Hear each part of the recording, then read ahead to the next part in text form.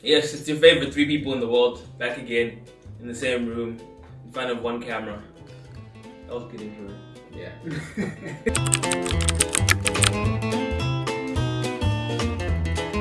What is going on YouTube? Welcome back to the channel. If you are new, my name is Nai, and we are second year medical students studying in the UK, and today we're back again with another reaction episode, I guess. If you haven't watched the previous one, make sure to watch that. I'll put it up here. But anyway, today we're reacting to Chicago Med, season 5, episode 13. Apparently it's interesting. This is Simba. Do you want to introduce yourself? Y'all know me.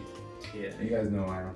Yeah, but like, what if it's someone new who's just... Welcome to I the watched channel. the episode. You they watched the episode. There's a plug for the previous episode. Anyway, now I'm Simba. I'm Omar. Cringe. But make sure before we get into the video, make sure to like, comment, subscribe to the channel. Before you even watch the video, just smash that like button so that YouTube goes, yay, everyone, look at this. And subscribe if you're new. And share. Yeah, break your screen, just smash that button. Share. I'll buy you a new device, whatever it is. Share. When YouTube starts paying. When YouTube starts paying. If you haven't watched the previous video we did, we're basically just gonna watch this. It's a medical show, and we're kind of gonna like put our opinions on it. Like you're just gonna put our Medical breakdown in Yeah. comparison to how realistic. So how it works usually is I act like I have a master's in medicine. We all do. Simba's. Like I'm a trained neurosurgeon. Yeah, almost the most lenient one because he says, "Oh no, but that's not too bad," and I'm always saying, "No, bro." But like, yeah, you guys just watch the video and you understand what we do. But we're just gonna react. Easy. Only me. I wasn't expecting that. Hey, I know work's not the place for ambush affection, but I couldn't help myself. I won't hold it against you. What's up? I haven't seen a smile this big since Navy beat Army. Just thinking about being a dad. Birthday parties, coaching teams. It's a decade down the road. We are 3 weeks into IVF. You know what they say, you blink and the kids are grown. Is it a thing though? Like doctors being together in hospitals in IVF? What? In IVF? In vitro? Yeah. No, yeah. What's your Like, is it a thing? Because like even in Grey's Anatomy, Grey, the main character, they used to do that, like the IVF, by the way. Are you saying is it like a thing that doctors do IVF. Like when they're together in the same hospital. A genuine question, by the way, because it's a trend. It's a trend, by the way. Even I think in The Good Doctor they had that as well. I'm not kidding. Yo, Bro. I'm as confused as a person who's watching, but I don't know what Omar is. We all don't know what Omar is saying. Oh, please, my son! Oh my God.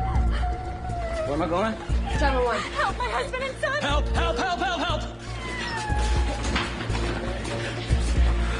Help him, I didn't know what to do. Have you ever seen anything like it? The people don't. It's not that dramatic, is it? I don't. Well, I mean, we've never really encountered. Maybe like because A&E is for emergencies. Like if someone is dying, we haven't seen anything like that. Yeah. Accidents and emergency. Yeah. So basically, A&E is like accidents and emergency, where like people who are critical, like car accidents, heart attacks, people come in like urgently.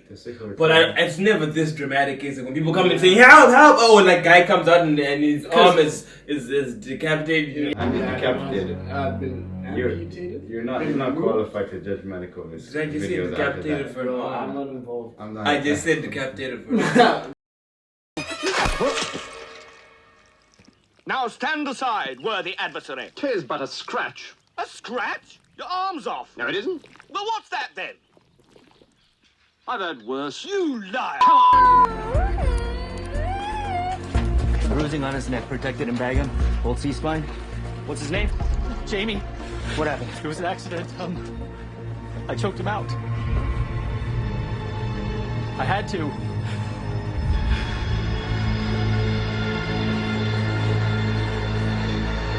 Wait, but he said hold C-spine. No one did. Look at him. I had to. Just watch the clip.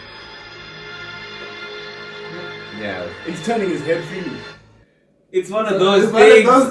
See, like, so C-spine is your cervical spine, which is by your neck, Or right? cervical.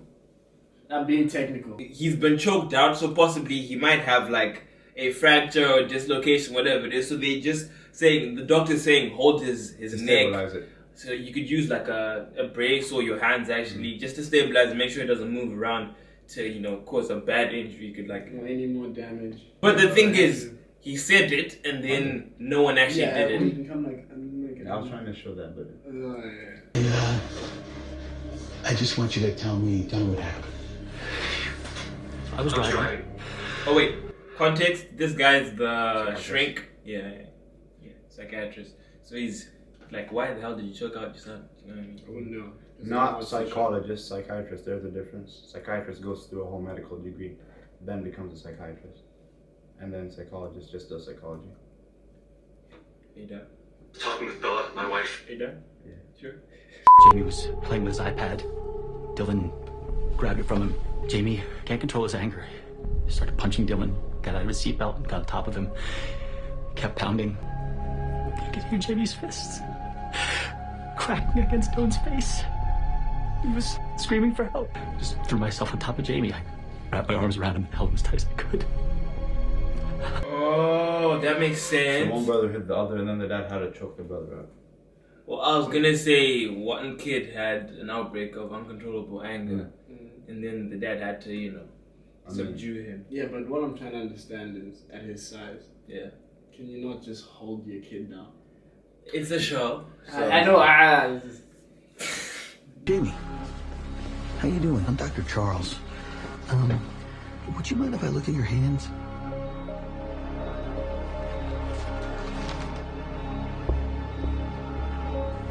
Fifth metacarpal's broken on each hand.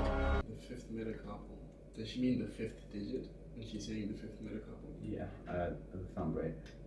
Or do they count? No, pinky. They count from the thumb. No, pinky's first digit. Wait, am I love how you're both so lost. What? Metacarpal is broken on both hands. Bro, you're talking to people who don't do anatomy. Oh, sorry. No, wait. Which one's the fifth? Before we start talking to them, which one's the fifth? I need to we need to Google that. We need to Google this. The thumb is Wait, the first. no, hey, the thumb is the before first. you guys look down. No, the thumb is the first. I called it. These guys need to study. I don't. This is just evidence. From now on, you listen to Nai, and these guys do not know what they do. If you end up in a ward or whatever with these guys taking care of you, best of luck. No, well, they conjoined in the wrist, but they're not just inside the thing. I'll pull up a picture right now. I'll put an image up. I'll put an image up right now. This is in the 10 years later. Doctor. Terrific job, doctor.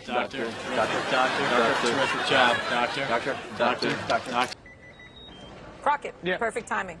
Single vehicle accident, landing now. Massive trauma. I'll have Baghdad ready. So that was the most realistic thing I've seen. The fact that they get a call or page that a trauma in American is coming in, and they get ready for it. You get a call, you've got this coming in, everyone's ready, you've got the right doctors on site. Got it. What do you got? Lucy Seaver 20, GCS3, intubated in the field. When you can't breathe by yourself, they're gonna give you a breathing tube. It's an invasive procedure. They'll use, I don't know what the thing is called, it's sort of like a curved thingy, like this, that they use to open your mouth and spread your vocal cords. Yeah, and then they're gonna stuff up into your windpipe and then... Lucy Seaver 20, GCS3, intubated in the field. Bilateral femur fractures and traction splints. That's 100% on oxygen. Hey, Lucy, don't be afraid. You're in the easy. You take good care of you. Bilateral femur fractures, so both femurs, their thigh bones, both are broken. Yeah. GCS3 is what? Glasgow coma scale.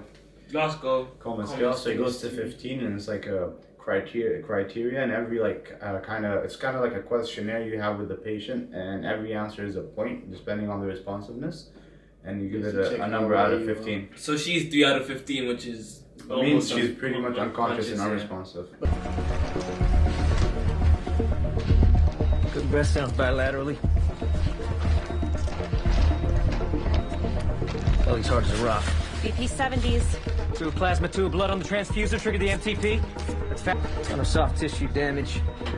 Glass everywhere. All right, now scrap the x-ray, no time. Give me that wand.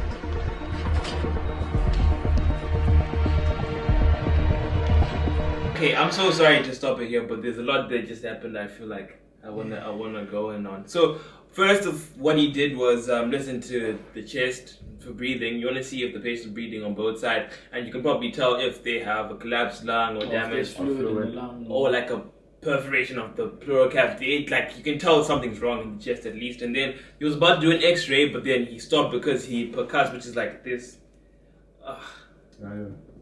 It's like he did this, which is like tapping on your. I don't want to get too deep in it, but like you basically can't feel like the resonance. You can hear it. Yeah. So if you percuss on somewhere where there shouldn't be any liquid or air inside, like a cavity, they should be like it should resonate. But then he said it's hard as a rock, which means she's bleeding internally. Or he knows that, and he's a trauma surgeon, so he knows his stuff.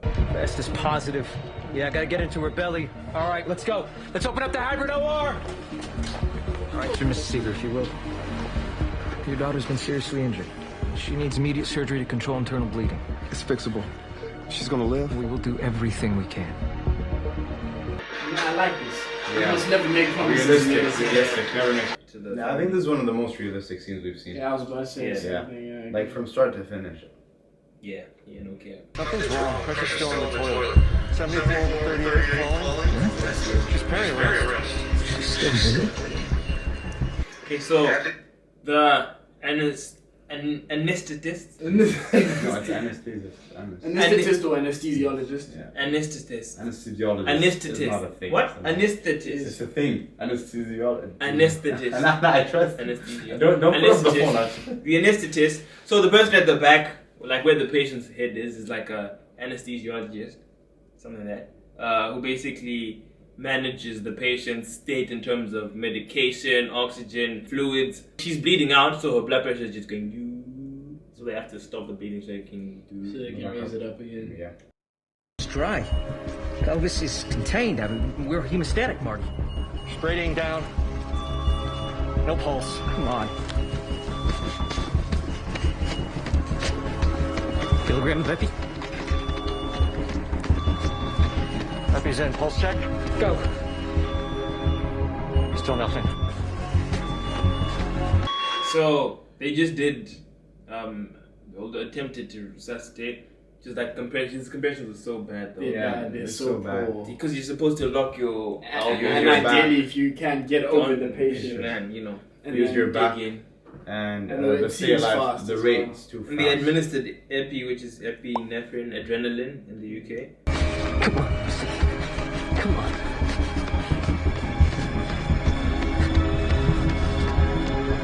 Damn it! That mask is not coming off. It's basically in COVID times, but even if that's theatrical. With the bloody. The bloody gloves as well. Yeah, like that was inside somebody's body. Yeah, no, that reaction at the end was bad, but I think everything else was generally acceptable. Except the compressions. It was right that. Because I've noticed in other medical shows that I've watched, like if someone goes into cardiac arrest, they immediately want to get out, like, yeah. How many deaths? 16, 17. Okay. We'll clear the room. Please, like I'm on the line with my patient. She basically lost the patient, she bled out, but when they opened her up, they couldn't find an injury that was causing a bleed. So they couldn't find like a bleeding. He's gonna try to look for it now that she's dead. Artery. I'm not gonna say anything. That's illegal. But no, it's actually not. But did it? No. Like once the patient died. You can post-mortem. Yeah, but that's not your job though. Okay, yeah, but like you're allowed to not you. Okay. Not the trauma surgeon. You could watch the. Like I'm saying, if you lost the patient, right, and you don't know why, you can go and watch them do the post-mortem to find out what happened. Yeah, you want them to do it. You don't do it yourself. Yeah, but you can assist, I think, if you're a surgeon. Yeah.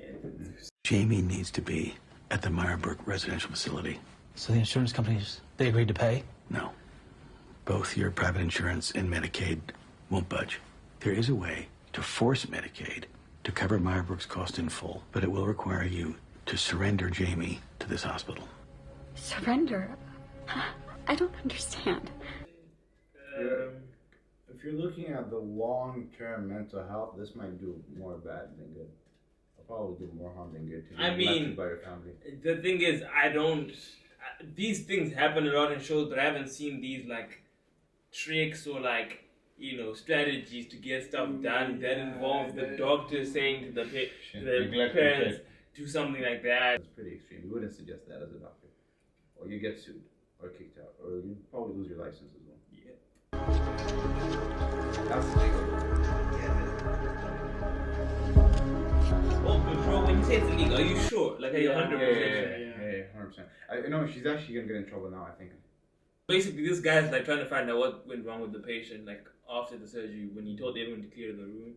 He's being sneaky and dodgy. Dr. Roussel, Lucy's parents are still in the waiting room. You haven't told them? She should be alive. Well, it's been over an hour. They need to know that their daughter has passed. I won't speak to them until I can explain how she died. Can you give me some light? This one's a hole. Can you swing that X-ray machine around? Oh, he scraped the X-ray because it wasn't time as well. There's probably some. Remember when he said hard as a rock? There's probably something in it. That's a bullet. Lucy was shot? They skipped the X-ray because they needed to rush into surgery, but then by skipping the X-ray, they missed it. But so she was shot, but they couldn't tell because obviously there's blood everywhere and like there wasn't time to fully examine the patient. What do you mean? Like realistically. Because it makes sense that there was no time to. No, that's what it's hard. I think like you did the right thing because. No, but that's not malpractice. That's not malpractice. We're not saying that. We're just saying like it's hard, especially like. Imagine you're the surgeon and you're like, okay, I know I did the right thing by getting her there in time, but at the same time, if I just 30 seconds more. Yeah, but I think I understand that. I think the way to look at obviously you won't. There's no way of. Going around those feelings. But I think if you just tell yourself that, look, I did the best thing possible, and if I do that continuously, I will save more lives than I lose. So I mean, it's not bad. It's not terrible. It's not terrible, definitely but better than Grey's Anatomy. Yeah, most of it. Yeah, it's really theatrical. But yo, I hope you guys enjoyed the video. Like, share, subscribe, comment. If people are saying the word, like, share, comment, subscribe. You know the vibes. It's been nice, Simba and Omar with your reaction. We'll be back again next week. I'm lying, but we'll be back again next week with another reaction video, right? Yep. Yes, sir. They're both lying, but it's been nice. Stay moving, stay booming.